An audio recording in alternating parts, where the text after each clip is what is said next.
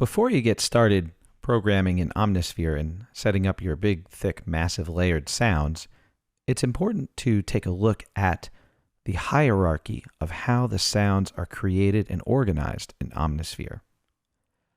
At the highest level, you've got something called a multi. I'll click over here on the multi button, and you can see a top-down view of this multi. This multi has a baritone guitar direct inject input sound, a baritone guitar harmonics sound, and then choosing a smattering of baritone guitar effects. You can see that this instrument is made up of those three different sounds.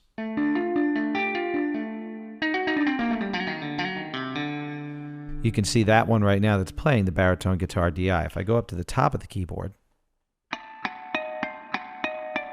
there's my harmonics. And if I go down to the bottom of the keyboard,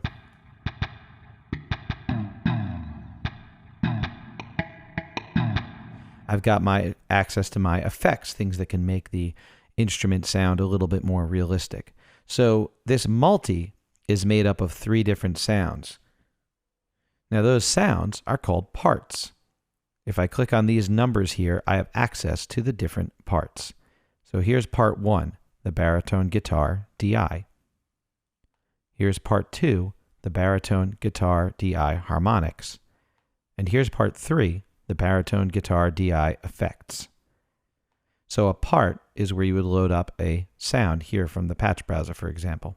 These parts, each part can have up to 2 layers.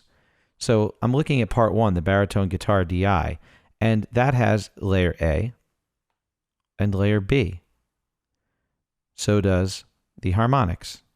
So every part can have up to 2 layers. Now all of these parts right now only have 1 layer. I'm going to activate the second layer. So I'll go to B, and in order to do that, I'm going to have to load something into the oscillator, which is the sound source. Call it a source. So right here now, I can just pick something at random.